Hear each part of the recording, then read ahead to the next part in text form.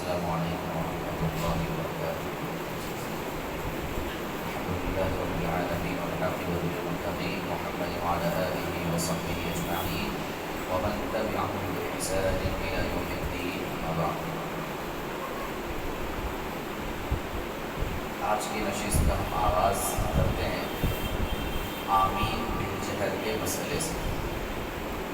نماز میں سورۃ الفاتحہ کی تلاوت کے اختتام پر جب انسان غیر المغضوب علیہم ولا الضالین پر پہنچتا ہے تو شریعت کہتی ہے کہ نبی فرماتے ہیں کہ اسے آمین کہنا چاہیے۔ انفرادی طور پر انسان اگر نماز پڑھ رہا ہے تو اکیلے آمین کہے گا، اور انفرادی بھی اگر جہری نماز پڑھ رہا ہے تو جہرن کہے گا، سرن پڑھ رہا ہے تو سرن کہے گا۔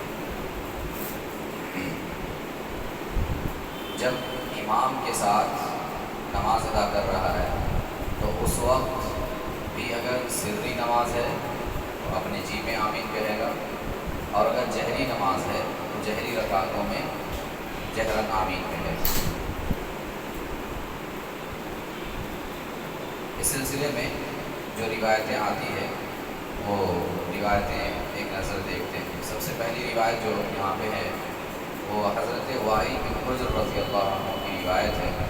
وہ روایت کرتے ہیں کہ رسول اللہ صلی اللہ علیہ وسلم نے غیر المغضوب علیہم ولا الضالین پڑھا، پھر آپ نے بلند آواز سے آمین کہا نماز کی حالت میں۔ جب آپ سورہ فاتحہ کے اختتام کو پہنچے، آخری آیت غیر المغضوب علیہم ولا الضالین آپ نے پڑھی، روایت کے الفاظ ہے ورفع صوتہ، آپ نے اپنی آواز کو بلند کیا، پھر آمین کہا۔ یہ روایت جو ہے ترمذی کے اندر ہے، ابو داؤد کے اندر ہے۔ امام ترمذی نے اسے حسن، جبکہ ابن حجر اور امام دارقطنی نے اسے صحیح قرار دیا۔ اس روایت سے یہ پتہ چلتا ہے کہ سورہ فاتحہ کے اختتام پر آمین کہنا چاہیے، اس کا ثبوت موجود ہے۔ ایک دوسری روایت ہے حضرت ابو ہریرہ رضی اللہ عنہ سے، وہ فرماتے ہیں کہ رسول اللہ صلی اللہ علیہ وسلم نے کہا جب امام آمین کہے تو تم بھی آمین کہو، جب امام آمین کہے تو تم بھی آمین کہو۔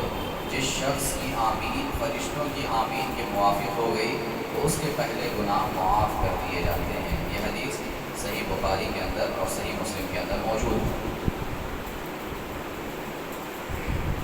اس حدیث سے ایک بات تو یہ معلوم ہوتی ہے کہ نماز میں سورۃ الفاتحہ کے اختتام پر آمین کہنا چاہیے، اور دوسری بات یہ معلوم ہوتی ہے کہ پیارے نبی کیا فرماتے ہیں، جب امام آمین کہے تو تم آمین کرو۔ یہ ایک نقطہ ہے حدیث کے اندر۔ امام کی آمین اسی وقت مقتدیوں کو سنائی دے گی جب امام زور سے آمین کہے گا۔ امام جب زور سے آمین کہے گا، اپنی آواز بلند کر کے آمین کہے گا، تو مقتدی لوگ اس کی آواز کو سنیں گے، اس کی آمین کو سنیں گے، اور تبھی پیارے نبی صلی اللہ علیہ وسلم فرماتے ہیں کہ جب امام آمین کہے تو تم بھی آمین کہو، امام کی آواز سننے کے بعد۔ اور پھر حدیث میں کیا فرماتے ہیں، اس کی فضیلت کیا ہے کہ جس شخص کی آمین فرشتوں کی آمین کے موافق ہو گئی تو اس کے پہلے گناہ معاف کر دیے جاتے ہیں۔ امام ابن خزیمہ اس حدیث کی تشریح کرتے ہوئے فرماتے ہیں کہ اس حدیث سے ثابت ہوا کہ امام اونچی آواز سے آمین کہے، امام اونچی آواز سے آمین کہے، کیونکہ نبی رحمت صلی اللہ علیہ وسلم مقتدی کو امام کی آمین کے ساتھ آمین کہنے کا حکم اسی صورت میں دے سکتے ہیں جب مقتدی کو معلوم ہو کہ امام آمین کہہ رہا ہے۔ کوئی عالم تصور نہیں کر سکتا کہ رسول اللہ صلی اللہ علیہ وسلم مقتدی کو امام کی آمین کے ساتھ آمین کہنے کا حکم دیں جبکہ وہ اپنے امام کی آمین کو سن نہ سکے۔ تو جب آواز ہی نہیں سنے گا تو مقتدی آمین کیسے کہے گا؟ تو یہ روایت بتلاتی ہے کہ امام کو بلند آواز سے آمین کہنا چاہیے، اور امام کی آمین کو سننے کے بعد مقتدی کو بھی آمین کہنا چاہیے۔ آمین بلند آواز سے کہنے کی ایک دلیل ہمارے نزدیک یہ ہے کہ نبی فرماتے ہیں کہ انسان یا امام جو ہے بلند آواز سے آمین کہے تاکہ لوگ اس کی آمین کو سن کر کے آمین کہیں۔ اس سے پتہ چلتا ہے کہ آمین زور سے کہنا چاہیے، بلند آواز میں کہنا چاہیے۔ صحیح بخاری کے اندر تعلیماً ایک حدیث امام بخاری رحمہ اللہ نے لائی ہے۔ آپ فرماتے ہیں باب جہر امامی بالتامین، یہ نماز کے اندر امام جو ہے وہ آمین زور سے کہے گا۔ اس روایت باب کے اندر انہوں نے روایت ذکر کی ہے کہ عبداللہ ابن زبیر رضی اللہ عنہ اور ان کے مقتدیوں نے اتنی بلند آواز سے آمین کہی کہ مسجد گونج گئی۔ عبداللہ ابن زبیر رضی اللہ عنہ اور ان کے مقتدیوں نے اتنی زور سے اتنی بلند آواز سے آمین کہی کہ مسجد جو ہے گونج گئی آمین کی آواز۔ اس حدیث سے پتہ چلتا ہے کہ آمین جو ہے بلند آواز سے کہنا چاہیے۔ اکریمہ رضی اللہ عنہ فرماتے ہیں کہ میں نے دیکھا کہ امام صاحب جب غیر المغضوب علیہم ولا الضالین کہتے تو لوگوں کے آمین کی وجہ سے مسجد گونج جایا کرتی تھی۔ یہ مصنف ابن ابی شیبہ کی روایت ہے کہ جب امام غیر المغضوب علیہم ولا الضالین کہتا تو لوگوں کے آمین کی وجہ سے مسجد گونج جاتی تھی، آواز سے مسجد بھر جاتی تھی۔ عطا بن ابی رباح رحمہ اللہ فرماتے ہیں کہ میں نے 200 صحابہ کرام کو دیکھا۔ کتنے؟ 200 صحابہ کرام کو میں نے دیکھا کہ بیت اللہ میں جب امام غیر المغضوب علیہم ولا الضالین کہتا تو سب بلند آواز سے آمین کہتے ہیں۔ یہ حدیث بیہقی کے اندر موجود ہے اور امام ابن حبان کی شرط پر یہ حدیث صحیح درجے کی ہے۔ ان تمام روایات سے کیا پتہ چلتا ہے؟ ان تمام روایات سے یہ پتہ چلتا ہے کہ آمین جو ہے وہ بلند آواز سے کہنا چاہیے، جہرن کہنا چاہیے۔ خفیہ آمین یا بہت سارے لوگ آمین کہتے ہی نہیں ہیں، یہ سنت کے خلاف ہے، ایسا نہیں کرنا چاہیے، آمین کہنا چاہیے۔ کیونکہ دیکھیے آمین کا معنی ایک کیا ہے؟ سورہ فاتحہ دعاؤں پہ مشتمل سورت ہے۔ شروع میں اللہ رب العالمین کی تعریف ہے اور پھر اس کے بعد جو آدھی سورت ہے وہ مکمل دعا پہ مشتمل ہے۔ ایاک نعبد و ایاک نستعین کے اندر بندہ اپنی عاجزی کا اظہار کرتا ہے کہ پروردگارا تو ہی ہمارا معبود ہے، ہم تیری ہی عبادت کرتے ہیں اور تجھ ہی سے مدد طلب کرتے ہیں۔ پھر کیا کہتا ہے؟ ایاک نعبد و ایاک نستعین کے بعد اہدنا الصراط المستقیم، پروردگارا تو مجھے سیدھا راستہ دکھا، صراط مستقیم پر گامزن کر دے۔ صراط الذین انعمت علیہم، ان لوگوں کے راستے پر جن پر تو نے انعام کیا ہے، تیرے نیک بندوں کے راستے پر۔ غیر المغضوب علیہم ولا الضالین، ان لوگوں کے راستے پر نہ چلا جن پر تیرا غضب ہوا اور جو لوگ گمراہ ہوئے، یعنی یہود و نصارہ۔ تو جب دعا انسان عام حالت میں کرتا ہے تو آمین کہتا ہے کہ اللہ تو قبول کر لے میری دعا کو۔ تو یہاں جو سورہ فاتحہ دعا پر مشتمل صورت ہے، وہاں جب انسان وہ پڑھتا ہے ان آیتوں کو تو وہاں پر آمین کیوں نہیں کہتا ہے؟ اس طرح سے مطلب عقلی طور پہ بھی یہ ثابت ہوتا ہے کہ آمین کہنا چاہیے۔ بہت سارے لوگ آمین ہی نہیں کہتے، آمین ہی نہیں کہتے، ان کی زبان سے آمین کے الفاظ ہی نہیں نکلتے، تو یہ بالکل درست نہیں ہے، جائز نہیں ہے، آمین کہنا چاہیے۔ ہاں اختلاف اس بات میں ہے کہ آمین سرن کہنا ہے کہ جہرن کرنا ہے، کہنا ہے زور سے کہنا ہے کہ آہستہ کہنا ہے۔ تو ہم نے اس سلسلے میں روایتیں ابھی پڑھی ہے کہ آمین زور سے کہنا چاہیے، یہی سنت ہے، یہی صحابہ کرام رضوان اللہ علیہ اجمعین کا عمل بھی ہے۔ لہٰذا جہرن آمین کہنا چاہیے جہری نمازوں میں، اور امام کو جو ہے بلند آواز سے آمین کہنا چاہیے تاکہ امام کے ساتھ مقتدی بھی آمین کہے۔ اچھا، ایک دوسری روایت سے آمین کہنے کا ثبوت ملتا ہے کہ آمین کہنا چاہیے۔ کیا ہے؟ بعض روایتوں میں آتا ہے کہ یہود و نصارہ جو ہے یہ سلام سے اور آمین سے جس قدر چڑھتے ہیں کسی اور چیز سے اس قدر نہیں چڑھتے، یہ روایت ہے۔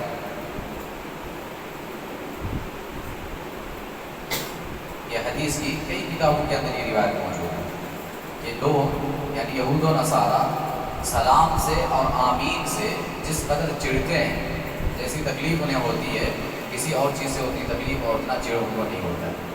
تو جب پیارے نبی صلی اللہ علیہ وسلم کی ایک عام حدیث ہے کہ اپنے ہر عمل میں ان کی مخالفت ہمیں کرنا ہے، ان کا جو بھی عمل ہے ان کے ہر عمل میں ان کی مخالفت کرنی ہے۔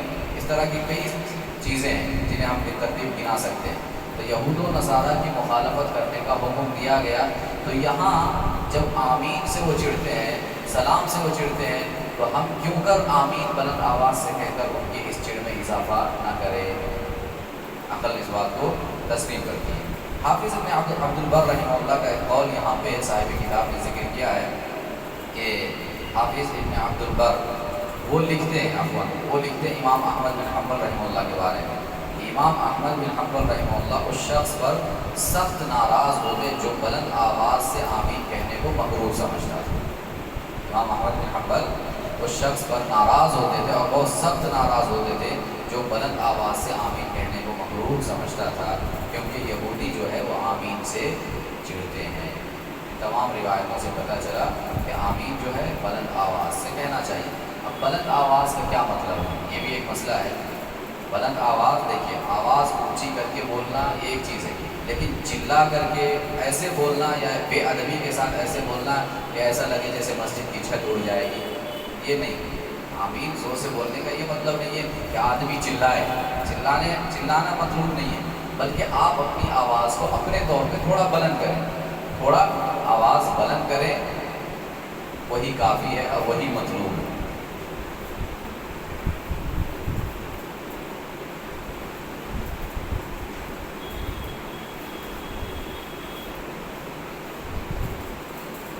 اب جو لوگ آمین کہنے کے قائل نہیں ہیں ان کے دلائل کو بھی ایک نظر دیکھ لیتے ہیں.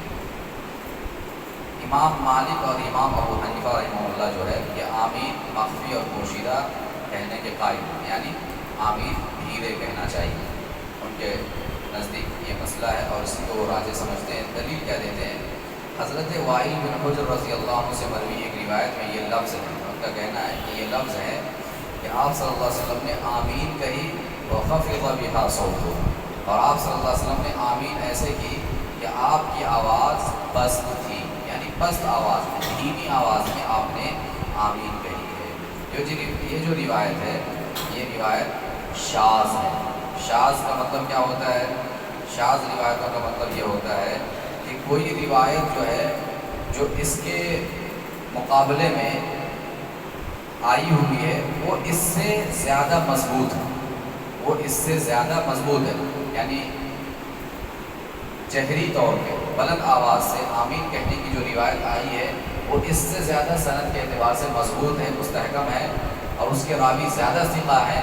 اس کے مقابلے میں یہ جو روایت ہے اس کے جو راوی ہے وہ کمزور ہے، اس کے مقابلے میں کمزور ہے. یہ بھی راوی صحیح ہے لیکن اس کے مقابلے میں کمزور ہے. اور اصول حدیث کا ایک قاعدہ یہ ہے محدثین کے نزدیک کہ اگر اس طرح کی روایت آتی ہے تو جو مضبوط راوی ہے اس کی روایت کو ترجیح دی جاتی ہے.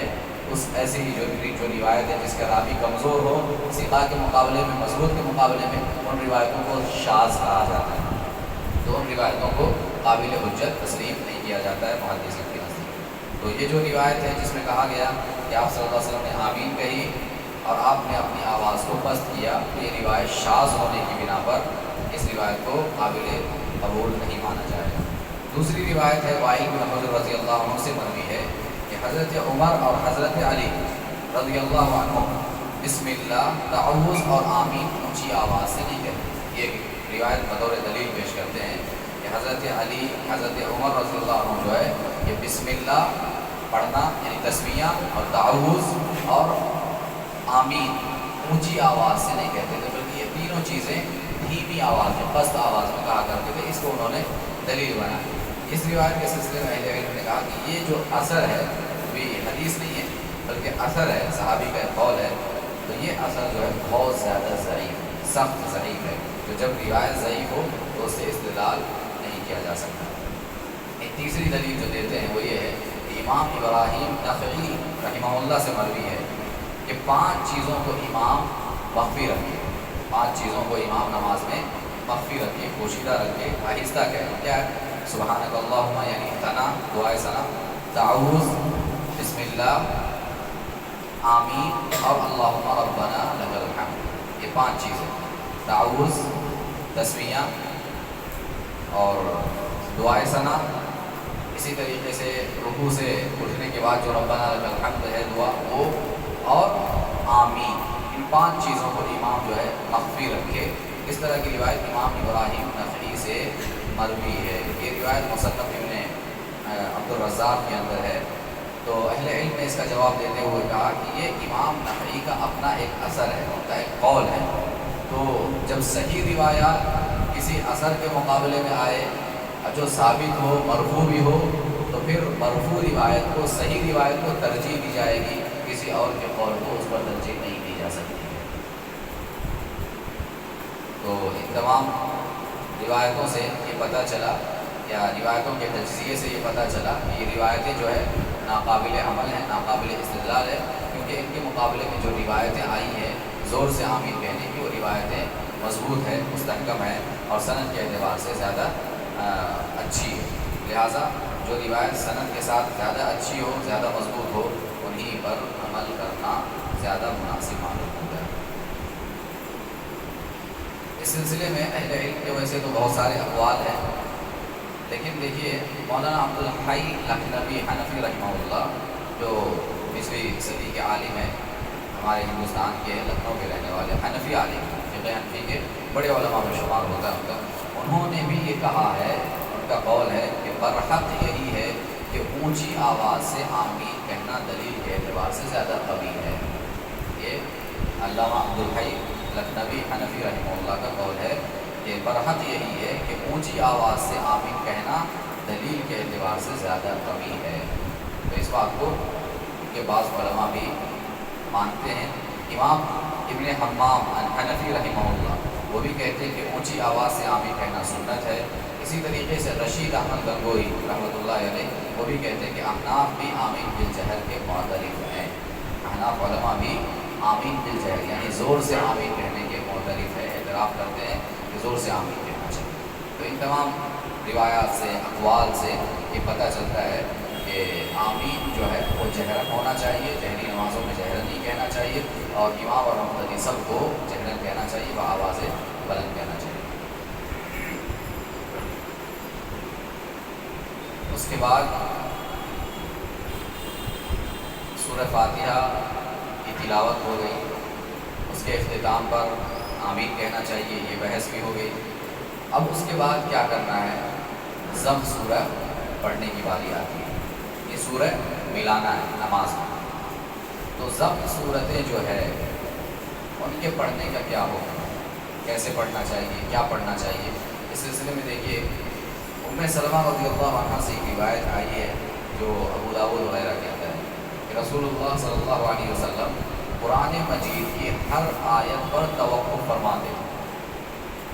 جو بھی آیت پڑھتے تھے، چاہے وہ سورہ فاتحہ ہو، عام ہے یہ روایت، سورہ فاتحہ ہو یا عام قراتیں، دوسری قراتیں ہوں، پیارے نبی صلی اللہ علیہ وسلم جب بھی قرآن مجید کی تلاوت کرتے تھے تو ہر آیت پر آپ رکتے تھے، آرام آرام سے ٹھہر ٹھہر کے آپ پڑھتے تھے۔ بلکہ بعض روایتوں میں آتا ہے کہ بعض وہ آیتیں جو جن کا معنی مفہوم ایک ہوتا تھا، جیسے ایک آیت ابھی ہم ختم کر رہے ہیں، پڑھ رہے ہیں، اب وہی مفہوم کی آیت اس کے بعد بھی آ رہی ہے، یعنی بعد والی جو آیت ہے اس کے اندر بھی وہی مفہوم پایا جاتا ہے۔ تو عقل کہتی ہے کہ دونوں آیتوں کو ملانا چاہیے، اور قرآن ملاتے بھی ہیں بسا اوقات، لیکن بعض روایتیں بتلاتی ہیں کہ اللہ کے نبی صلی اللہ علیہ وسلم ایسی آیتوں پر بھی جو ہم معنی آیتیں ہوتی تھی، دو آیتوں کا مفہوم ایک ہی ہوتا تھا، اس کے باوجود بھی پیارے نبی صلی اللہ علیہ وسلم ایسی آیتوں پر بھی توقف کرتے تھے، آپ ٹھہر ٹھہر کر ہی پڑھا کرتے تھے، ملایا نہیں کرتے۔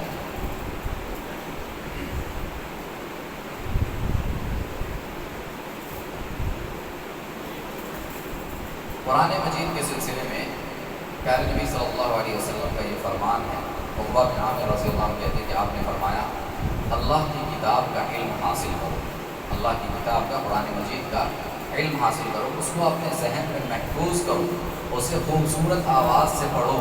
مجھے اس ذات کی قسم جس کے ہاتھ میں میری جان ہے، اونٹ کے گھٹنوں کی رسی اگر کھول دی جائے تو وہ اتنی تیزی سے نہیں بھاگتا جتنا تیزی سے قرآن پاک حافظے سے نکل جاتا ہے۔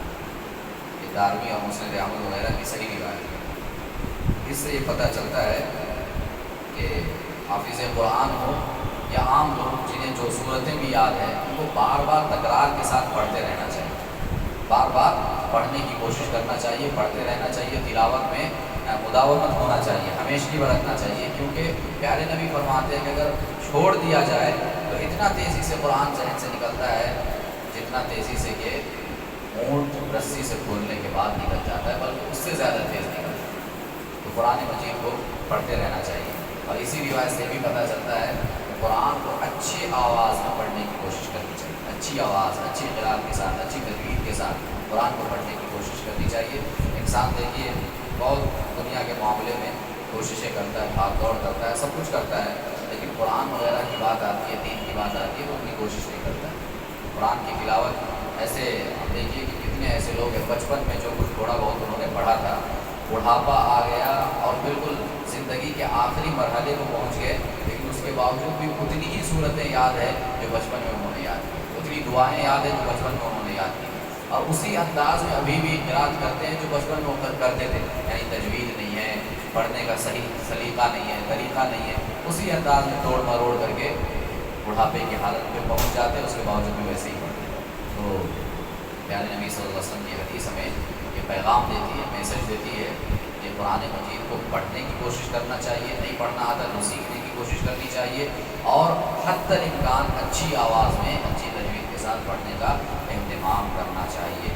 نبی رحمت صلی اللہ علیہ وسلم کی ایک اور حدیث ہے، آپ فرماتے ہیں صحیح بخاری اور صحیح مسلم کے اندر کہ اللہ تعالیٰ کسی آواز کے لیے اس قدر کان نہیں لگاتا جس قدر وہ اچھی آواز کے ساتھ قرآن مجید پڑھنے پر لگاتا ہے۔ سبحان اللہ، کتنی عظیم حدیث ہے۔ اللہ تعالیٰ کسی آواز کے لیے اس قدر کان نہیں لگاتا ہے، نہیں سنتا ہے غور سے، جس قدر کہ وہ اچھی آواز کے ساتھ قرآن مجید پڑھنے پر اپنے کان لگاتا ہے۔ تو اس سے پتہ چلتا ہے کہ قرآن مجید اچھے انداز میں، اچھی آواز میں اور اچھی تجوید اور قرأت کے ساتھ انسان کو پڑھنے کا اہتمام کرنا چاہیے۔ اچھا، نماز میں قرأت کا کیا معاملہ ہے؟ رسول اللہ صلی اللہ علیہ وسلم کی ایک روایت آتی ہے صحیح بخاری اور صحیح مسلم کے اندر کہ جب آپ فرماتے ہیں کہ جب تم نماز کے لیے کھڑے ہو تو تکبیر کہو اور قرآن مجید میں سے جو کچھ یاد ہو اس میں سے جو کچھ آسانی سے پڑھ سکتے ہو وہ پڑھو۔ اس سے پتہ چلتا ہے کہ نماز میں سورہ فاتحہ کے بعد ہمیں جو بھی یاد ہے اور جو ہم پڑھ سکتے ہیں آسانی کے ساتھ اس کو پڑھنا چاہیے، جو بھی ہمیں یاد ہے اس کو پڑھنا چاہیے۔ بعض نمازوں میں پیارے نبی صلی اللہ علیہ وسلم بعض مخصوص صورتیں پڑھا کرتے ہیں، اسی طریقے سے ظہر اور عصر کی نماز ہے، مغرب اور عشاء کی نماز ہے، فجر کی نماز ہے، ان نمازوں میں اللہ کے نبی صلی اللہ علیہ وسلم کی قرأت قرآن مجید کے بعض حصوں سے ہوا کرتی تھی۔ وہ کیا ہے، اس کی تفصیل ہم ابھی آج کے درس میں دیکھتے ہیں۔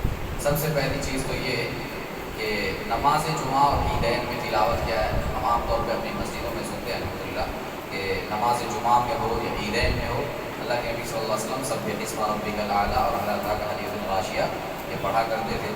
اسی طریقے سے حضرت ابو ہریرہ رضی اللہ عنہ نے ایک مرتبہ جمعہ کی نماز پڑھائی اور اس میں آپ نے سورۃ الجمعہ اور سورۃ المنافقون پڑھی اور کہا کہ ان سورتوں کو جمعہ میں پڑھتے ہوئے میں نے رسول اللہ صلی اللہ علیہ وسلم کو سنا تھا۔ صحیح مسلم کی روایت ہے۔ تو نماز جمعہ میں سورۃ الجمعہ اور سورۃ المنافقون کی تلاوت بھی کرنا چاہیے، مسنون ہے۔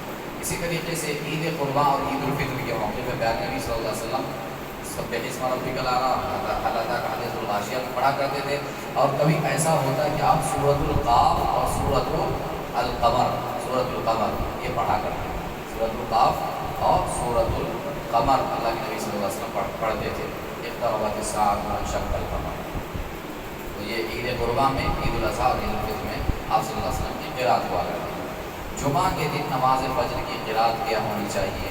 اہل حدیث مساجد میں الحمدللہ اس بات کا اہتمام کیا جاتا ہے، اس سنت پر عمل کرتے ہیں لوگ امام صاحب کہ فجر کی نماز میں جمعہ کے دن جو ہے پہلی رکعت میں سورۃ السجدہ پڑھتے ہیں، الف لام میم تنزیل جسے کہا جاتا ہے، سورۃ السجدہ 21ویں پارے کے اندر پہلی رکعت میں، اور دوسری رکعت میں سورۃ الدہر هل اتى على الانسان حين من الدهر لم يكن شيئا مذكورا۔ یہ جمعہ کے دن نماز فجر میں پیارے نبی صلی اللہ علیہ وسلم کی قرأت ہوتی تھی، لہٰذا اس کا اہتمام انسان کو کرنا چاہیے۔ اہل علم کہتے ہیں کہ پوری صورت پڑھنی چاہیے۔ بعض لوگ کیا کرتے ہیں کہ اس کا ایک حصہ پڑھتے ہیں اور کچھ حصہ چھوڑ دیتے ہیں۔ اہل علم کہتے ہیں کہ یہ بہتر طریقہ نہیں ہے، مکمل صورت پڑھنا چاہیے، دونوں صورتیں مکمل پڑھنا چاہیے۔ نماز فجر کی مسنون قرأت کیا ہے؟ نماز فجر میں اللہ کے نبی صلی اللہ علیہ وسلم عام طور پہ کیا پڑھا کرتے تھے؟ تو اس سلسلے میں جابر بن سمرہ رضی اللہ عنہ کی روایت ہے، وہ فرماتے ہیں کہ رسول اللہ صلی اللہ علیہ وسلم نماز فجر میں سورۃ القاف والقرآن المجید، اور اس کی مانند کوئی صورت پڑھا کرتے تھے، یعنی اس صورت کو یا اس کی مقدار کی جو صورت ہوتی تھی اس صورت کو پڑھا کرتے تھے۔ تو سورۃ القاف جو ہے وہ تقریباً 45 آیتوں پر مشتمل ہے غالباً۔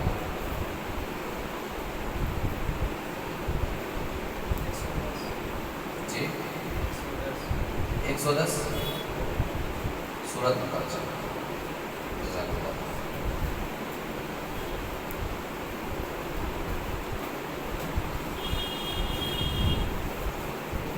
جی سورۃ القاف جو ہے یہ 45 آیتوں پر مشتمل ہے۔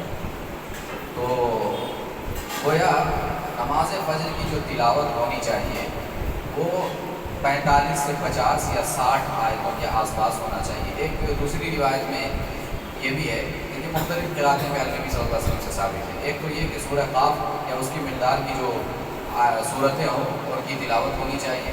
ایک دوسری روایت ہے کہ کبھی آپ صلی اللہ علیہ وسلم اس سے بھی چھوٹی قراءت کرتے تھے فجر کی نماز میں۔ حضرت عمرو بن حریث رضی اللہ عنہ روایت کرتے ہیں کہ رسول اللہ صلی اللہ علیہ وسلم کو نماز فجر میں انہوں نے پڑھتے ہوئے سنا واللیل اذا عسعس اور اذا الشمس كورت۔ یہ ایک ہی سورت کی آیت ہے، یعنی اذا الشمس كورت کی جو سورت ہے سورۃ التکویر، سورہ یہ 12 نمبر 30 کے اندر یہ سورت موجود ہے۔ آپ صلی اللہ علیہ وسلم اس کی قراءت بھی بسا اوقات کرتے تھے کہ فجر کی نماز کی بات ہو۔ یہ سورت جو ہے اس کے اندر 29 آیتیں یعنی 29 آیتیں، تو کبھی کبھار اللہ کے نبی صلی اللہ علیہ وسلم اتنی مختصر سورت بھی پڑھا کرتے تھے۔ ایک اور روایت ہے جس میں ہے کہ اللہ کے نبی صلی اللہ علیہ وسلم صبح کی نماز میں 60 سے لے کر 100 آیات تک تلاوت کرتے ہیں، 60 سے 100 آیات تک آپ تلاوت کیا کرتے تھے، صحیح مسلم کی روایت ہے۔ اسی طریقے سے ایک اور روایت ہے کہ رسول اللہ صلی اللہ علیہ وسلم ایک سفر میں اونٹنی کی مہار پکڑے ہوئے،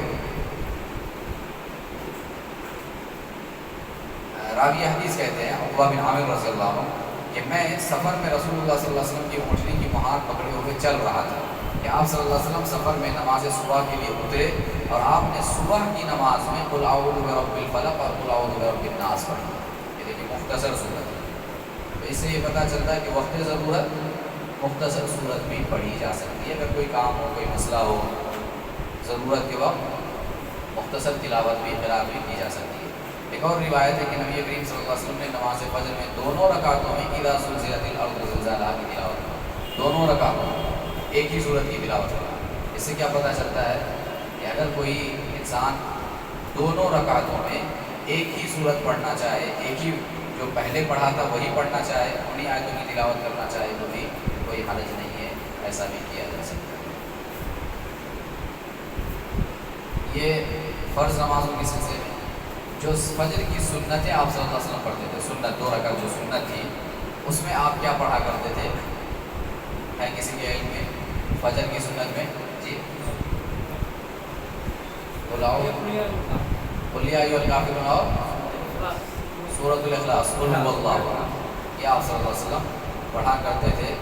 اور حضرت عائشہ فرماتی ہے کہ رسول اللہ صلی اللہ علیہ وسلم فجر کی سنت کی دونوں رکعتوں میں نہایت ہلکی قراءت کیا کرتے تھے، ہلکی قراءت، مختصر قراءت، یہاں تک کہ میں کہتی کہ آپ نے سورہ فاتحہ بھی پڑھی ہے کہ نہیں پڑھی، اتنا مختصر قراءت آپ صلی اللہ علیہ وسلم کرتے تھے۔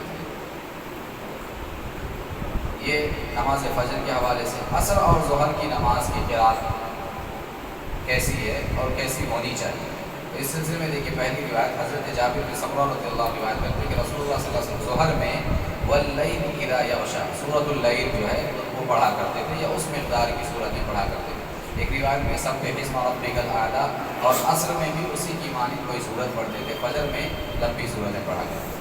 تو عصر اور ظہر میں سبح اسم ربک الاعلی کی مانند جو صورتیں ہیں ایسی صورتوں کو پڑھنا چاہیے، واللیل اذا یغشی ہے، والشمس وضحاها ہے، لا اقسم بهذا البلد ہے، اس طرح کی اس مقدار کی جو صورتیں ہیں وہ پڑھنا چاہیے۔ اور حدیث سے جو ثابت ہوتا ہے کہ اللہ کے نبی صلی اللہ علیہ وسلم واللیل اذا یغشی ظہر میں پڑھتے تھے اور کبھی سبح اسم ربک الاعلی بھی پڑھتے تھے، اور عصر میں بھی اسی کے مانند صورتوں کی تلاوت آپ کرتے تھے۔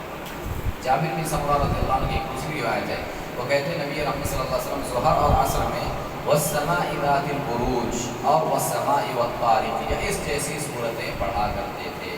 یہ بھی آدھے صفحے پر مشتمل یہ صورتیں ہیں، زیادہ بڑی نہیں۔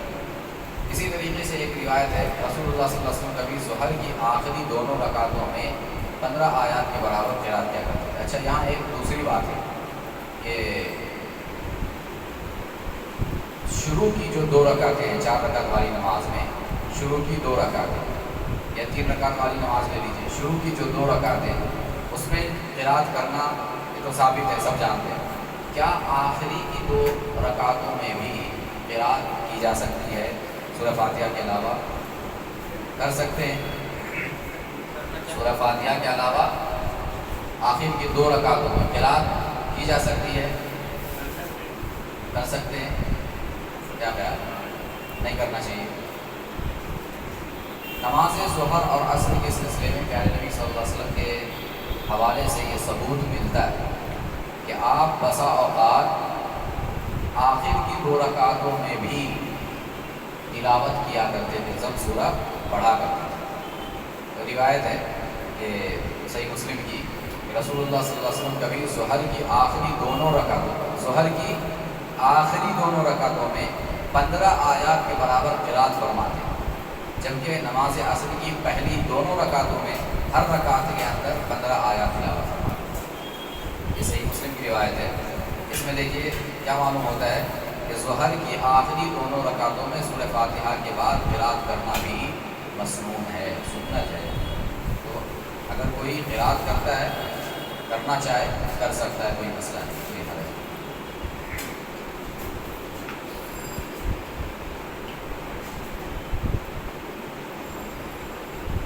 نماز مغرب میں یہ نماز ظہر اور عصر کے بارے میں جو قرات کی مقدار ہونی چاہیے وہ ہمارے سامنے آئی۔ اب نماز مغرب میں قرات کیسی ہونی چاہیے؟ کیسی قرات ہونی چاہیے؟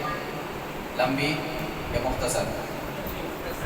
جی لمبی ہونی چاہیے، لیکن عام طور پہ دیکھتے ہیں بہت مختصر قرات ہوتی ہے، سب سے مختصر مغربی میں قرات ہوتی ہے۔ تو قرات مختصر ہونی چاہیے مغرب میں، لیکن اللہ کے نبی صلی اللہ علیہ وسلم بسا اوقات بہت لمبی قرات بھی کرتے تھے، لمبی نہیں بہت لمبی قرات بھی کرتے تھے۔ اور یہاں دیکھیے ایک دوسری بات میں آپ کو بتاؤں گا کہ بعض لوگ جو مغرب کی اذان دینے کے فوراً بعد جماعت شروع کر دیتے ہیں، تھوڑا بھی وقفہ نہیں دیتے، 2 رکعت نفل پڑھنے کا بھی وقفہ نہیں دیتے ہیں، دعا کرنے کا کسی کو وقفہ نہیں دیتے ہیں، ٹائم نہیں دیتے ہیں، وہ ایک دلیل کیا دیتے ہیں کہ نماز مغرب میں وقت بہت کم ہوتا ہے، وقت بہت کم ہوتا ہے کہ اگر تاخیر کریں گے تو کہیں مغرب کا وقت نہ نکل جائے، یہ ایک دلیل ان کی ہوتی ہے۔ دیکھیے میں روایت آپ کے سامنے بیان کرتا ہوں۔ مروان بن حکم سے زید بن ثابت رضی اللہ عنہ نے کہا کہ تم مغرب کی نماز میں چھوٹی صورتیں کیوں پڑھتے ہو؟ مغرب کی نماز میں چھوٹی صورتیں کیوں پڑھتے ہو؟ میں نے رسول اللہ صلی اللہ علیہ وسلم کو تو لمبی صورتیں پڑھتے ہوئے سنا ہے۔ اس میں مغرب کی نماز میں صحیح بخاری کی روایت ہے۔ اور ایک دوسری روایت جو صحیح بخاری اور صحیح مسلم کے اندر ہی ہے، جبیر بن مطعم رضی اللہ عنہ روایت کرتے ہیں کہ میں نے رسول اللہ صلی اللہ علیہ وسلم کو نماز مغرب میں سورۃ الطور پڑھتے ہوئے سنا۔ کون سی سورت؟ سورۃ الطور پڑھتے ہوئے میں نے نماز مغرب میں سنا ہے۔ اب سورۃ الطور دیکھیے کتنی آیتوں پر مشتمل ہے، 49 آیتوں پر مشتمل ہے، اور یہ 15 لائن کا جو قرآن ہے اس مصحف کے اعتبار سے 2.5 صفحے پر مشتمل ہے۔ یہ سورۃ الطور ہے جو یہاں سے شروع ہو رہی ہے، یہ ایک پیج اور اس کے بعد یہ ایک پیج، 49 آیت ہے، 1 کم 50۔ یعنی بعض روایتوں سے جو یہ پتہ چلتا ہے کہ اللہ کے نبی صلی اللہ علیہ وسلم نماز فجر میں 45 سے 50 یا 50 سے 60 آیتوں پر مشتمل قرات کرتے تھے۔ اب یہ مغرب کی نماز میں ہمیں اس کا ثبوت ملتا ہے کہ اللہ کے نبی صلی اللہ علیہ وسلم بسا اوقات مغرب کی نمازوں میں بھی اتنی لمبی قرات کرتے تھے۔ اب بتائیے کہ اگر وقت اس قدر مختصر ہو مغرب میں، پھر اللہ کے نبی قرات کیوں اتنی لمبی کرتے ہیں؟ اور بعض روایتوں میں پتہ چلتا ہے کہ ایک رکعت میں آپ یہ سورۃ الطور پڑھتے تھے اور دوسری رکعت میں آپ صلی اللہ علیہ وسلم سورۃ المرسلات پڑھتے تھے، والمرسلات عرفا، یہ 29ویں پارے کی آخری صورت ہے، وہ بھی 2.25 صفحے پر مشتمل ہے۔ تو دونوں رکعتوں میں اتنی طویل قرات آپ صلی اللہ علیہ وسلم کر رہے ہیں مغرب کی نماز میں، اس سے یہ پتہ چلتا ہے کہ مغرب کا نماز اتنا بھی مختصر نہیں ہوتا جتنا کہ لوگ سمجھتے ہیں، اور سمجھ کر کے کیا کرتے ہیں 2 رکعت نفل کے لیے بھی وقت نہیں دے پاتے ہیں۔ تو یہ سوچ جو ہے صحیح نہیں ہے۔ تو مغرب میں عام طور پہ جو قرات ہونی چاہیے مختصر ہی ہونی چاہیے، کیونکہ دیکھیے نماز میں قراتوں کی ایک ترتیب ثابت ہے صحابہ کرام سے اور اہل علم سے۔ 3 یہ کیٹیگری ہے قرات کی قرآن مجید سے۔ ایک ہے جس کو اوساط مفصل کہا جاتا ہے، ایک ہے قصار مفصل کہا جاتا ہے، اور ایک ہے طوال مفصل۔ طوال مفصل، اوساط مفصل اور قصار مفصل۔ یہ کیا ہے؟ طوال مفصل میں تھوڑی بڑی بڑی صورتیں، یہ سورہ قاف سے لے کر کے سورۃ المرسلات، سورۃ القاف سے لے کر کے سورۃ المرسلات تک جو صورتیں ہیں انہیں طوال مفصل کہا جاتا ہے۔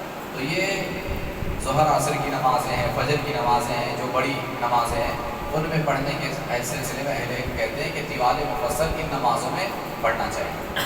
اس کے بعد اوساط مفصل یعنی درمیانی صورتیں جو ہیں، یہ سورۃ النبا سے 30ویں پارے کے شروع سے سورۃ اللیل تک، واللیل اذا یغشی تک، یہ اوساط مفصل کہلاتے ہیں۔ ان صورتوں کو نماز عشاء میں عام طور پہ پڑھنے کو اہل علم نے کہا ہے۔ اور تیسری جو قسم ہے وہ قصار مفصل یعنی مختصر صورتیں ہیں، یہ نماز مغرب میں پڑھنا چاہیے۔ وہ سورۃ الضحیٰ سے لے کر کے سورۃ الناس تک چھوٹی چھوٹی صورتیں۔ تو عام طور پہ تلاوت ایسی صورتوں کی ہونی چاہیے، لیکن اگر کوئی اس سے ہٹ کر کے بھی تلاوت کرتا ہے کوئی حرج نہیں ہے، پیارے نبی صلی اللہ علیہ وسلم سے ثابت ہے۔ اگر اس سے بڑی آیتوں کی تلاوت کرتا ہے یا نماز میں لمبی قرات کرتا ہے تو اس میں بھی کوئی حرج نہیں ہے، کبھی کبھی لمبی قرات بھی ہو سکتی ہے اور ہونا چاہیے۔ یہ نماز مغرب کی قرات۔ اب اس کے بعد نماز عشاء کی قرات کیا ہے، کتنی ہونی چاہیے؟ تو دیکھیے اس سلسلے میں ایک روایت ہے کہ اوساط مفصل، جیسا کہ ہم نے کہا ایک طوال مفصل لمبی صورت ہے، اوساط مفصل اس کے بعد یعنی درمیانی انداز کی جو صورتیں ہیں وہ اوساط مفصل ہے، سورۃ النبا سے لے کر کے سورۃ اللیل تک۔ تو اوساط مفصل کی قرات نماز عشاء میں ہونی چاہیے سورۃ اللیل تک، لیکن اس سے ہٹ کر کے بھی پیارے نبی صلی اللہ علیہ وسلم قرات کیا کرتے تھے۔ برا بن عازب رضی اللہ عنہ روایت کرتے ہیں کہ میں نے رسول اللہ صلی اللہ علیہ وسلم کو نماز عشاء میں والتین والزیتون پڑھتے ہوئے سنا، اور میں نے پیارے نبی صلی اللہ علیہ وسلم سے زیادہ خوش آواز کسی کو نہیں سنا۔ یہ حدیث جو ہے بخاری اور مسلم کے اندر موجود ہے۔ اس سے یہ پتہ چلتا ہے کہ اللہ کے نبی صلی اللہ علیہ وسلم نماز عشاء میں والتین والزیتون بھی پڑھا کرتے تھے، کبھی اس سے ہٹ کر کے بھی پڑھا کرتے تھے۔ ایک دوسری روایت ہے، جابر بن عبداللہ الانصاری رضی اللہ عنہ روایت کرتے ہیں کہ حاجی عالم صلی اللہ علیہ وسلم نے معاذ رضی اللہ عنہ سے کہا جب تم جماعت کراؤ والشمس وضحاها اور واللیل اذا یغشی اور سبح اسم ربک الاعلی کی تلاوت کرو، اس لیے کہ تیرے پیچھے بوڑھے کمزور اور ضرورت مند لوگ بھی نماز ادا کرتے ہیں۔ یعنی درمیانے انداز کی یہ صورتیں ہیں جس کا تذکرہ پیارے نبی نے فرمایا۔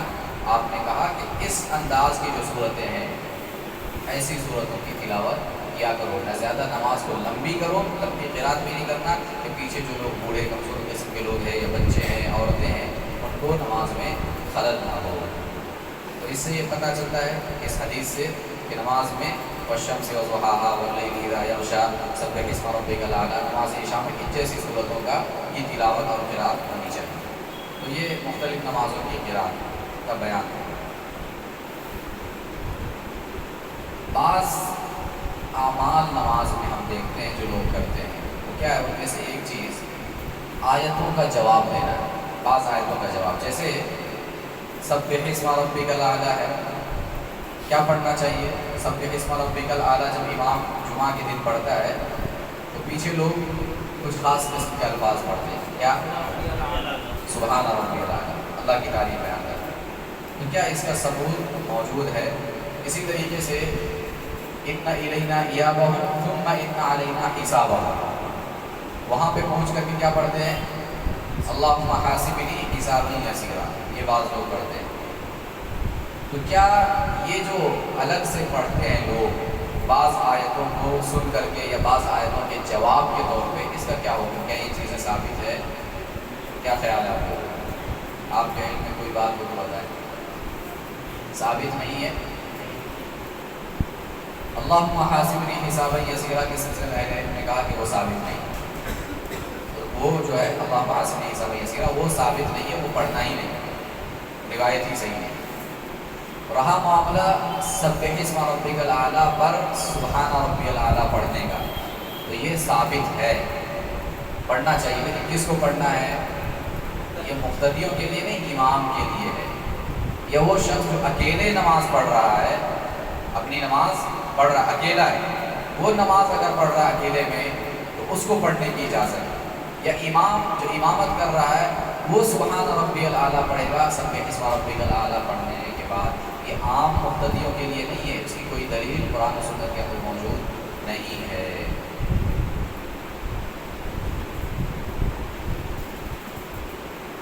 ایک روایت ہے اس سلسلے میں، حذیفہ رضی اللہ عنہ رسول اللہ صلی اللہ علیہ وسلم کی نماز تہجد کی کیفیت بیان کرتے ہیں کہ جب آپ تسبیح والی آیت پڑھتے تو تسبیح کرتے تھے، جیسے سبحان ربی الاعلیٰ سبح اسم ربک الاعلیٰ کے اندر تسبیح ہے، تو سبحان ربی الاعلیٰ کے بھی تسبیح بیان کرتے ہیں۔ جب سوال والی آیت تلاوت کرتے، سوال کرتے یعنی جنت ہے، اس کی نعمتوں کا سوال کرنا ہے، اللہ کے نبی صلی اللہ علیہ وسلم سوال کرتے تھے، مانگتے تھے اللہ سے۔ اور جب تعوذ یعنی پناہ والی آیتیں آتی تھی تو آپ صلی اللہ علیہ وسلم اللہ کی پناہ طلب کرتے تھے۔ تو اس روایت سے جو صحیح مسلم کی ہے، اس سے پتہ چلتا ہے کہ امام یا منفرد جو اپنے طور پہ نماز پڑھ رہا ہے وہ آیتوں کا جواب دے سکتا ہے، آیت کا معنی مفہوم جو ہے اس حساب سے آیت کا جواب دے سکتا ہے، لیکن یا تو امام ہے تو امام دے گا، یا اگر اکیلے نماز پڑھ رہا ہے تو اکیلا منفرد پڑھنے والا منفرد جواب دے گا اس کو۔ اس سلسلے میں ایک اور بات یہ ہے، عام طور پہ ہم یہ بھی سنتے ہیں سورۃ البقرہ کی جو آخری آیت ہے، جس کا آخری ٹکڑا انت مولانا فانصرنا علی القوم الکافرین ہے نا، یہ جب امام صاحب نماز میں پڑھتے ہیں تو پیچھے لوگ آمین کہتے ہیں، معلوم ہے آپ لوگوں کو؟ نہیں سنے کبھی آمین بولتے ہیں؟ ہاں، بعض مسجدوں میں مسجد پہنچ جاتی ہے، جیسے غیر مغضوب علیہم ولا الضالین کے بعد آمین کہتے ہیں۔ تو یہ جو عمل ہے یہ اللہ کے نبی صلی اللہ علیہ وسلم سے ثابت ہے، صحابی میں غالباً حضرت معاذ رضی اللہ عنہ سے یہ عمل ثابت ہے کہ جب وہ سورہ بقرہ کی یہ آخری آیت پڑھتے تھے یا سنتے تھے تو نماز ہی کی حالت میں آمین کہتے تھے، کہ حضرت معاذ رضی اللہ عنہ کا عمل تفسیر ابن کثیر وغیرہ کے اندر مقبول، اللہ کے نبی صلی اللہ علیہ وسلم سے ثابت نہیں ہے۔ اہل علم کہتے ہیں کہ اگر کوئی کہنا چاہے تو کہہ سکتا ہے، یہ جواب دینا نہیں ہوا، آمین جو ہے یہ جواب نہیں ہے نا، آمین جواب نہیں ہے، جیسے سبح اسم ربک الاعلیٰ کی جگہ پہ سبحان ربی الاعلیٰ یا اللہم حاسبنی حسابا یسیرا وغیرہ والی بات ہے، وہ بات اس کے اندر نہیں ہے۔ تو صحابی سے اثر ہے، صحابی کا عمل ہے، تو اہل علم کہتے ہیں کہ کہی جا سکتی ہے۔ واللہ اعلم۔ نماز کے اندر خیال آئے، جی سورہ کی ترتیب، ماشاء اللہ یہ اچھا سوال ہے، یہ ذہن میں میرے بات تھی لیکن اچھا ہوا کہ آپ سوال کر دیا۔ سورتوں کی ترتیب نماز میں کیا ضروری ہے، یا یہ کہ آگے پیچھے سے قرات کی جا سکتی ہے؟ کیا کہنا ہے اس بارے میں؟ ہاں آگے پیچھے کر سکتے ہیں، کر سکتے ہیں، آگے پیچھے کر سکتے ہیں، یقیناً کر سکتے ہیں، ماشاء اللہ بارک اللہ فیک۔ سورتوں کی ترتیب نماز میں ضروری نہیں ہے، اس کے بہت سارے دلائل آسانی سے آدمی سمجھ سکتا ہے۔ ایک تو یہ دیکھیے حدیث سے بھی دلیل ہے، لیکن ایک دوسری بات میں کہہ رہا ہوں کہ قرآن مجید کا جو نزول ہوا ہے، یا قرآن مجید جو ہمارے پاس مصحف کی شکل میں یہ جو موجود ہے، یہ جو ترتیب ہے اس ترتیب کے ساتھ نازل نہیں ہوا جو ترتیب اس کے اندر ہمارے پاس موجود ہے۔ قرآن مجید کی سب سے پہلی سورت کیا ہے اس کے اندر، مصحف کے اندر سب سے پہلی سورت سورۃ الفاتحہ، الحمدللہ رب العالمین۔ لیکن کب نازل ہوئی؟ سب سے پہلے نازل ہوئی، سب سے پہلے کون سی آیتیں نازل ہوئی ہے؟ اقرأ بسم ربک الذی خلق، یہ سورۃ الفاتحہ قرآن مجید کی سب سے پہلی سورت، سب سے پہلے پارے میں، اور جو سب سے پہلی وحی نازل ہوئی سب سے آخری بارے میں، تو اس سے کیا پتہ چلتا ہے کہ خود قرآن کی جو ترتیب ہے وہ الگ ترتیب ہے۔ اہل علم اس کو بھی سامنے رکھ کر کے کہتے ہیں کہ یہاں پہ بھی ترتیب کا خیال نہیں رکھا گیا ہے، بلکہ اللہ کے نبی صلی اللہ علیہ وسلم صحابہ کو بتاتے تھے جب بھی آیتیں نازل ہوتی تھی، صورتیں نازل ہوتی تھی، تو آپ بتاتے تھے کہ فلاں آیت کو فلاں صورت کے اندر فلاں جگہ پہ رکھو، فلاں آیت کے بعد رکھو، صحابہ لکھا کرتے تھے، تو آپ صلی اللہ علیہ وسلم نے طریقہ بتایا لکھنے کا۔ تو یہ جو ترتیب ہے یہ قرآن کا ایک نزولی ترتیب ہے اور ایک قرآن کا مصحف کی ترتیب ہے، یہ دونوں الگ الگ ترتیب ہے۔ تو بعض لوگ یہ جو کہتے ہیں کہ قرآن کی جو مصحف کی ترتیب ہے اس طریقے سے قرآن کو پڑھنا چاہیے، اس کا کوئی ثبوت نہیں ہے، بلکہ پیارے نبی صلی اللہ علیہ وسلم کی کئی ایک روایتیں ہیں جس سے یہ پتہ چلتا ہے کہ آپ نے کبھی بعد والی آیت کو یا سورت کو پہلے پڑھ لیا ہے اور پہلے والی آیت یا سورت کو آپ نے بعد میں پڑھا ہے۔ جیسے مشہور روایت ہے ہمارے پاس، اللہ کے نبی صلی اللہ علیہ وسلم صحابہ کرام کہتے ہیں کہ آپ نے نماز، رات کی نماز شروع کی، تہجد کی نماز آپ نے شروع کی، صحابہ کرام کہتے ہیں کہ آپ نے سورہ فاتحہ کے بعد سورہ بقرہ پڑھنا شروع کیا۔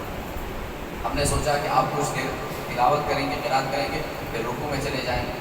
ہم نے دیکھا کہ آپ نے پارہ پورا ختم کر دیا، پھر آپ دوسرے پارے کی تلاوت یعنی سورہ بقرہ کی تلاوت مزید جاری ہے، دوسرا پارہ بھی ختم کر دیا۔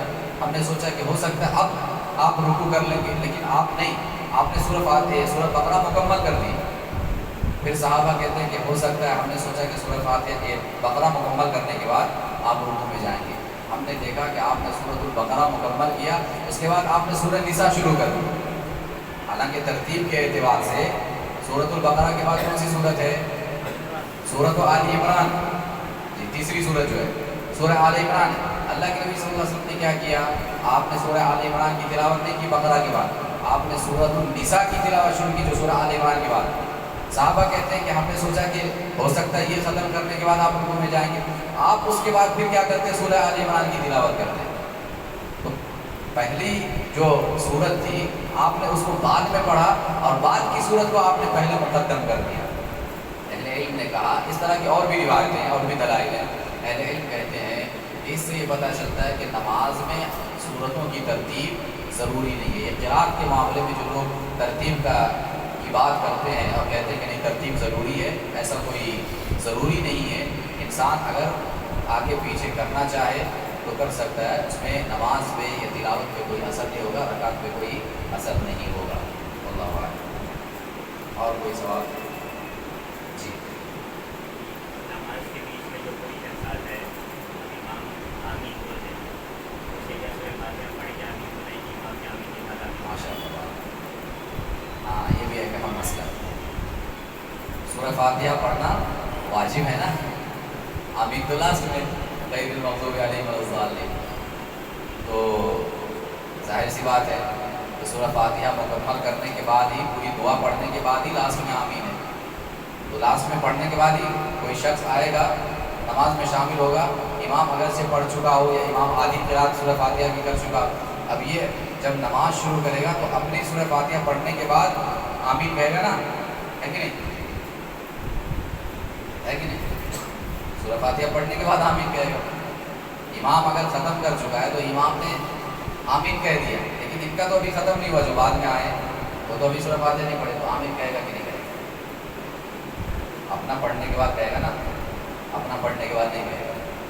جو روایت آپ کے سامنے شروع میں پڑھی گئی تھی اس سے اہل علم نے استدلال کیا ہے کہ امام کی آمین جب مقتدی سنے گا، چاہے وہ سورہ فاتحہ پڑھ رہا ہو کہ نہیں پڑھ رہا ہو، ابھی شروع کیا ہو یا پہلے شروع کیا ہو، اسے امام کے آمین سننے کے بعد ساتھ میں امام کے آمین کہنا ہے۔ اہل علم نے استدلال کیا۔ وہ روایت کیا تھی؟ وہ روایت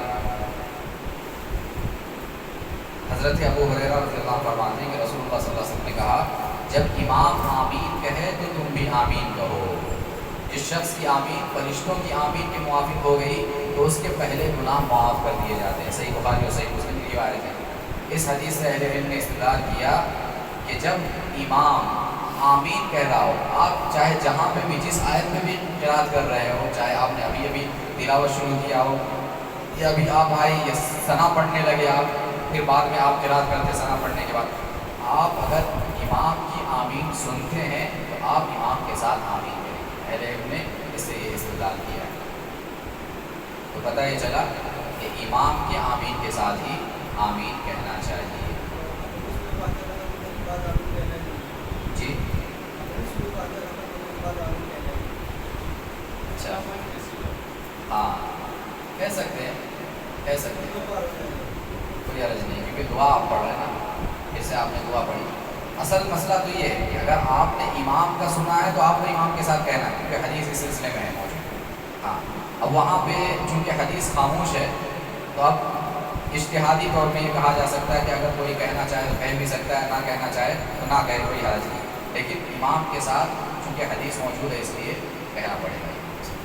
اپنے طور پہ کہنے والا اگر کہے تو کہہ سکتا ہے. واللہ اعلم.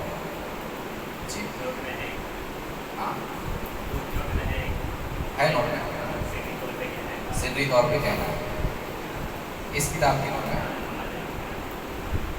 یہ پتہ نہیں کون سی ایڈیشن ہے، تو بہت ساری چیزیں میرے خیال سے مس ہے.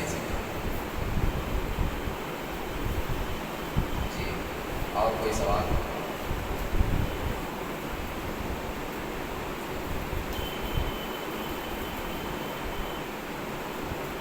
تو نماز کی قرات وغیرہ کے سلسلے میں ہم نے پوری تفصیلات پڑھ لی. اب اس کے بعد قرات ہم نے کر لی، اس کے بعد کا مرحلہ کیا ہوتا ہے؟ رکوع میں جاتے ہیں. اللہ اکبر کہہ کر کے اپنے ہاتھوں کو بلند کریں گے، رفع الیدین کریں گے. کہاں تک کرنا ہے؟ کانوں میں ہاتھ لگانا ہے نا؟ نہیں لگانا ہے؟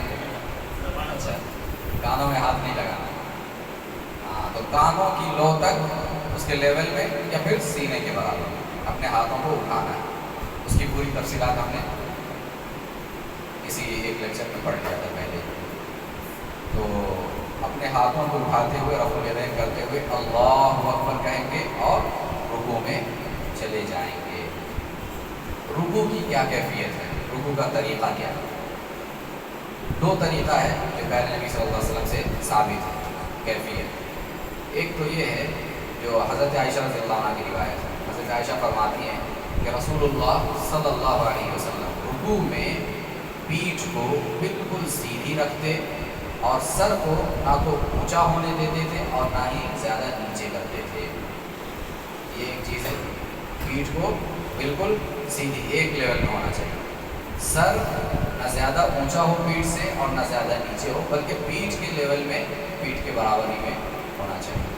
دوسری روایت ہے رسول اللہ صلی اللہ علیہ وسلم نے رکوع کیا تو اپنی ہتھیلیوں کو گھٹنوں پر رکھنا. ہاتھ کو کہاں رکھنا ہے؟ اپنے گھٹنوں پہ رکھنا ہے اور انہیں مضبوط آپ صلی اللہ علیہ وسلم نے پکڑا.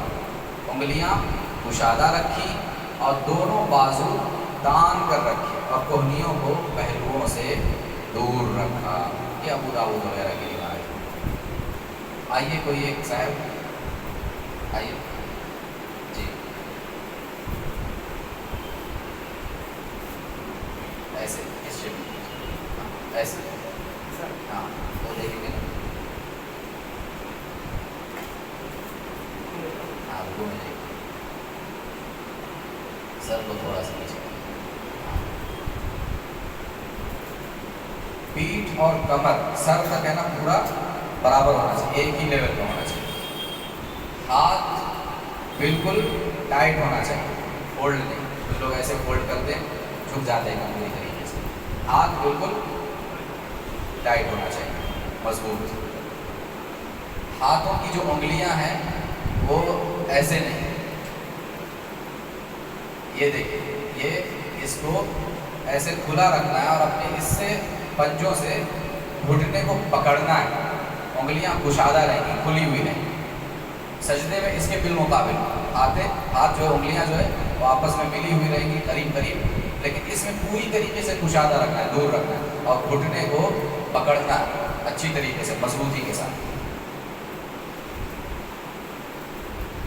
بازو دونوں تان کر کے رکھنا ہے نا، اور کوہنی کو پہلو سے دور رکھنا ہے، ایسے لگا کر کے دور رکھنا ہے. جی نگاہ کہاں ہونا چاہیے؟ ناخنوں پہ.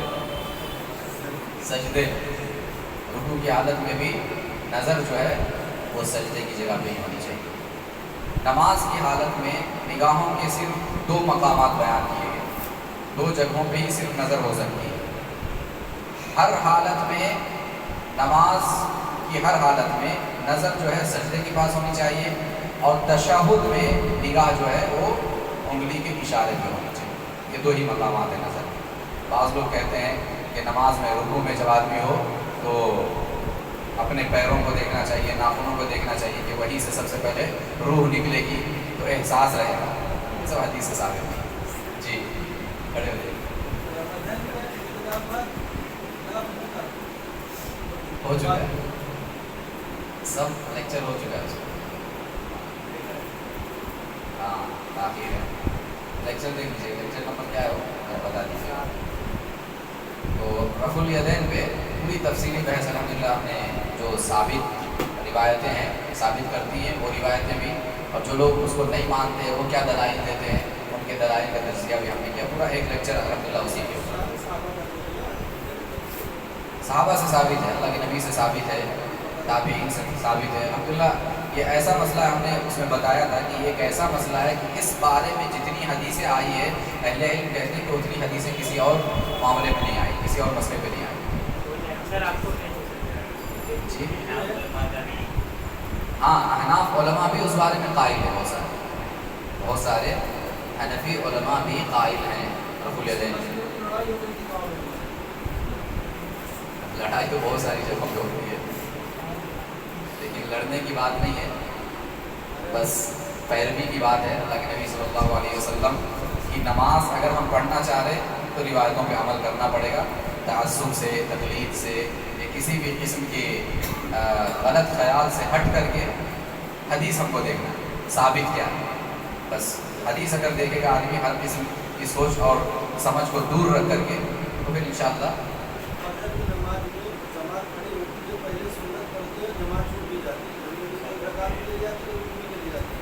ہو چکا ہے۔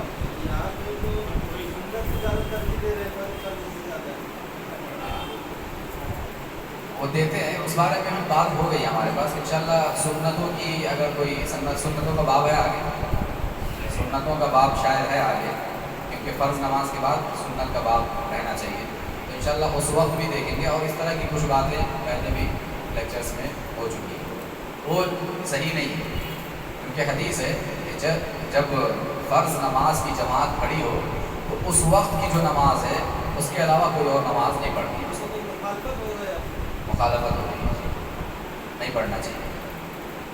اور اس کے علاوہ حدیث بھی ہے کہ اگر کسی کی نماز نفل یا جو سنت ہے فجر کی وہ رہ گئی ہو تو نماز کے بعد بھی فوراً پڑھ سکتا ہے یا سورج کے طلوع ہونے کے بعد پڑھ سکتا ہے۔ تو جب آپشن موجود ہے ہمارے پاس تو خواہ مشقت میں پڑھنے یا کسی اختلاف میں پڑھنے کی ضرورت نہیں ہے۔ جو نماز ہمارے پاس موجود ہے، اقامت ہو چکی ہے جس کی، اس نماز میں شامل ہو جانا چاہیے۔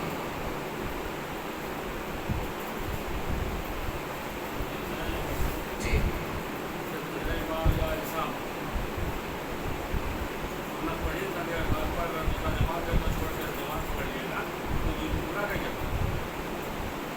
اس میں اہل علم کہتے ہیں کہ اگر آپ قریب ہیں اپنی سنت کو ختم کرنے کے، یعنی مثال کے طور پہ 2 رکعت کی آپ کی سنت ہے اور آپ رکوع یا سجدے میں ہیں یا تشہد میں مان لیجیے، مطلب قریب ہے سلام پھیرنے کے، تو آپ جلدی سے نماز مکمل کر کے آپ پھر نماز میں فرض نماز میں شامل ہو جائیں۔ لیکن آپ کافی نماز کا حصہ باقی ہے، سنت کا حصہ باقی ہے، تو آپ اسی وقت چھوڑ دیں گے، اسی وقت چھوڑ کر کے توڑ دیں گے، نماز ایسے ہی توڑ دیں گے، کچھ اور کرنے کی ضرورت نہیں، سلام پھیرنے کی ضرورت ہے نا، سلام پھیرنے کی بھی ضرورت نہیں ہے، ایسے ہی نماز ہاں نماز توڑ دینا اور جماعت میں شامل ہو جانا، یہی بس۔ تشہد میں بیٹھے تو اس وقت تو اسے پورا کمپلیٹ کر کے پھر ہاں وہی، اگر یہ رکعت ختم ہونے کے قریب ہے تو اس کو مکمل کر لینا چاہیے، سجدے میں ہے یا رکوع کا بھی مرحلہ پار ہو چکا ہے سمجھیے، قیام کے بعد کا جو مرحلہ ہوتا ہے وہ نماز کے قریب ختم ہونے کا مرحلہ ہوتا ہے، تو اگر اس کے آس پاس ہیں تو جلد سے جلد ختم کر لینا چاہیے، پڑھ لینا چاہیے۔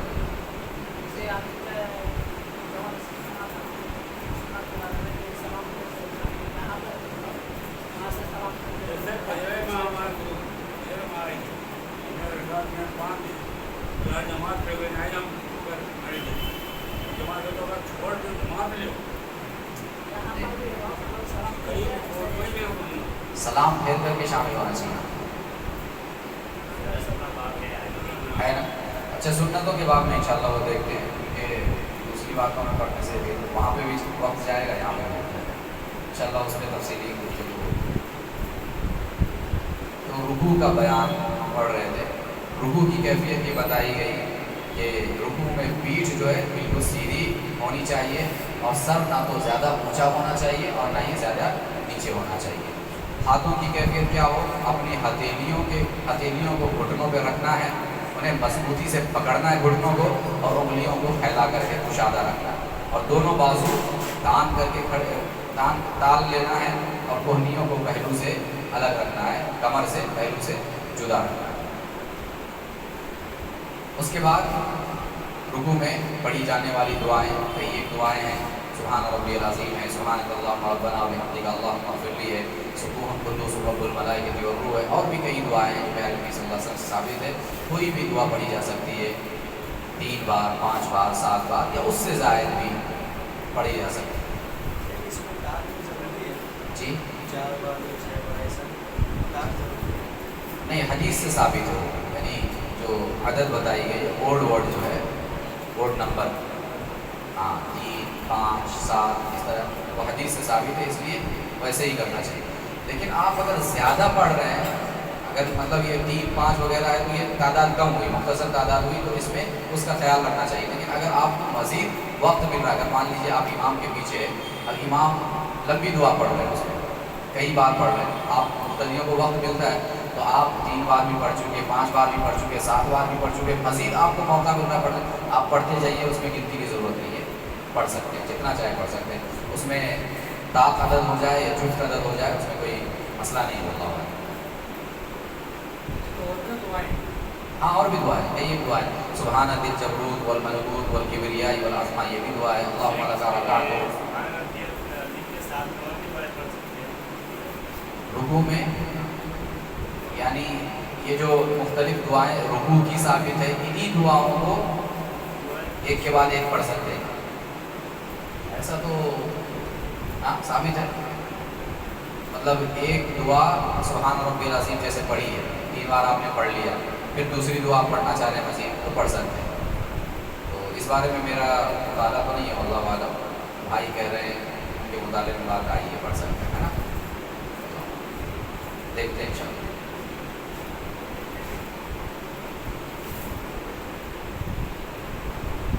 अच्छा, रुकू करते वक्त इत्मीनान की ख़ास कैफियत होनी चाहिए।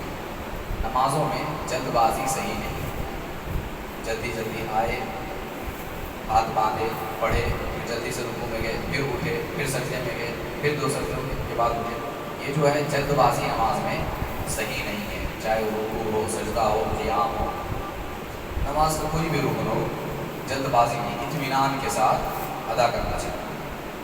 अबू हुरैरा रज़ियल्लाहु अन्हु से रिवायत है कि एक शख्स मस्जिद में दाखिल हुआ, प्यारे नबी सल्लल्लाहु अलैहि वसल्लम मस्जिद के एक कोने में तशरीफ़ फरमा थे। उस शख्स ने, जो आया हुआ शख्स था, उसने नमाज़ पढ़ी, रुकू, सजदा, कौमा, जलसा, तमाम चीज़ों की कोई रियायत उसने नहीं की, और जल्दी जल्दी सारी नमाज उसने पढ़ी। प्यारे नबी सल्लल्लाहु अलैहि वसल्लम के पास हाजिर हुआ, आपको सलाम किया, आपने उसके सलाम का जवाब दिया, वालेकुम सलाम कहा, और आपने उससे कहा इरजी' फसल्ली फ़इन्नका लम तुसल्ली, कि जाओ जाके नमाज़ पढ़ो, इसलिए कि तुमने नमाज नहीं पढ़ी।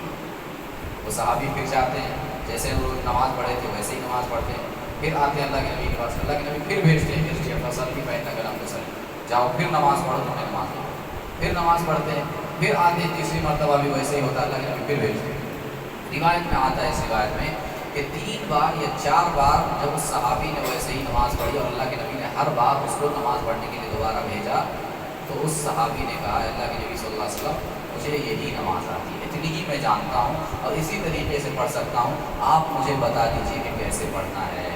तो अल्लाह के नबी सल्लल्लाहु अलैहि वसल्लम उनसे बताते हैं, उन्हें तरीक़ा सिखाते हैं कि जब तुम नमाज के इरादे से उठो तो पहले खूब अच्छी तरह वज़ू करो, फिर क़िबला रुख खड़े हो जाओ, तकबीर तहरीमा कहो, फिर कुरान मजीद में से जो तेरे लिए आसान हो वो पढ़ो, फिर रुकू करो, यहाँ तक कि इत्मीनान से रुकू पूरा करो, रुकू करो यहाँ तक कि इत्मीनान से रुकू को मुकम्मल करो।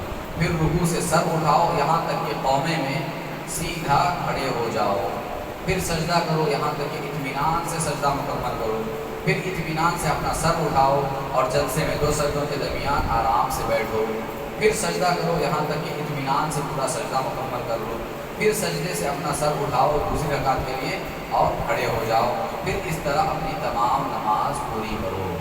یہ روایت دیکھیے پیارے نبی صلی اللہ علیہ وسلم کی صحیح بخاری اور صحیح مسلم کے اندر اور حدیث کی دیگر کتابوں کے اندر موجود ہے۔ اس حدیث میں جس نمازی کا ذکر ہے وہ نمازی نماز کیسے پڑھ رہا تھا، رکوع، سجدہ، قومہ، جلسہ وغیرہ کی کوئی رعایت نہیں کر رہا تھا، وہ جلدی جلدی ادا کر رہا تھا ان سارے ارکان۔ تو پیارے نبی صلی اللہ علیہ وسلم نے اسے ہر بار واپس بھیجا اور کہا کہ نماز پڑھو، تم نے نماز نہیں پڑھی ہے۔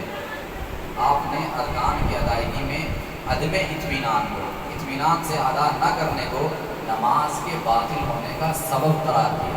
دیکھیے بار بار اللہ کے نبی بھیج رہے کہ جاؤ تم نے نماز نہیں پڑھی، پھر جا کے پھر آ رہے پڑھ کے پھر آپ بھیج رہے کہ تم نے نماز نہیں پڑھی۔ یہ سب کیوں کہہ رہے ہیں اللہ کے نبی؟ کیونکہ ان کا رکوع جو ہے، ان کا سجدہ جو ہے، ان کا جلسہ، ان کا قومہ، یہ تمام جو ارکان ہیں نماز کے وہ جلد بازی میں ادا ہو رہے ہیں، صحیح سے ادا نہیں ہو پا رہے۔ اللہ کے نبی کیا کہہ رہے ہیں؟ بار بار بھیج رہے ہیں، جس کا مطلب کیا ہے کہ یہ جو نماز ہے اللہ کے نبی کہہ رہے ہیں تمہاری نماز ہوئی نہیں، تم نے نماز پڑھی ہی نہیں۔ اس کا مطلب یہ ہے کہ اگر نماز میں یہ سارے ارکان اگر اطمینان نہ ہو، سنجیدگی نہ ہو، وقار اور سکون نہ ہو، تو پھر نماز اس سے باطل ہو جاتی ہے، نماز خراب ہو جاتی ہے، نماز نہیں ہوتی ہے انسان، یہ بتا سکتا ہے۔ ایک اور روایت ہے، حذیفہ بن یمان رضی اللہ عنہ نے ایک شخص کو نماز پڑھتے ہوئے دیکھا جو رکوع اور سجدے پوری طرح ادا نہیں کر رہا تھا۔ حذیفہ بن یمان نے ان سے کہا کہ تم نے نماز ہی نہیں پڑھی، اور اگر تم اسی طرح نماز پڑھتے ہوئے مر گئے تو اس طریقے پر نہیں مرو گے جس پر اللہ کے نبی صلی اللہ علیہ وسلم محمد صلی اللہ علیہ وسلم کو پیدا کیا تھا۔ اللہ تعالیٰ نے محمد صلی اللہ علیہ وسلم کو جس طریقے پر پیدا کیا تھا اس طریقے پر تم نہیں مرو گے، یعنی اسلام پر تم نہیں مرو گے، یہ مطلب ہے اسلام پر تم نہیں مرو گے اگر اسی طریقے سے نماز پڑھتے ہوئے تمہاری ساری زندگی گزر گئی۔ اس کا مطلب کیا ہے؟ اس کا مطلب یہ ہے کہ نماز میں سکون اور اطمینان ہونا چاہیے، ہر رکن کو آرام کے ساتھ، سنجیدگی کے ساتھ ادا کرنا چاہیے، اس سے نماز مکمل ہوتی ہے۔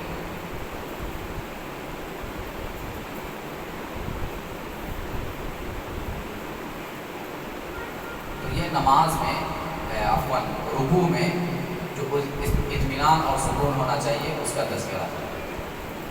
اب وقت چونکہ زیادہ ہو رہا ہے، جی ابھی رکوع سے اٹھے ہی نہیں ہیں، ابھی تو رکوع ہی نہیں، اسی لیے میں یہاں پہ سوچا ہوں کہ آج کے لیکچر کا اختتام کروں کیونکہ وقت بھی ہو گیا ہے۔ اب آئندہ لیکچر میں انشاءاللہ ہم رکوع سے اٹھیں گے، ایک دن تک رکوع میں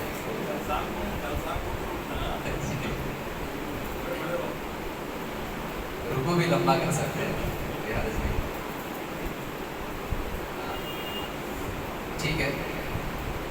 اللہ رب العالمین سے دعا ہے کہ اللہ ہماری نمازوں میں ہمیں سکون و اطمینان کو قائم رکھنے اور جو رکن جیسے جیسے اللہ کے نبی سے ثابت ہے وہ اسی طریقے سے ادا کرنے کی توفیق عطا فرمائے۔ آمین و آخر دعوانا الحمدللہ رب العالمین۔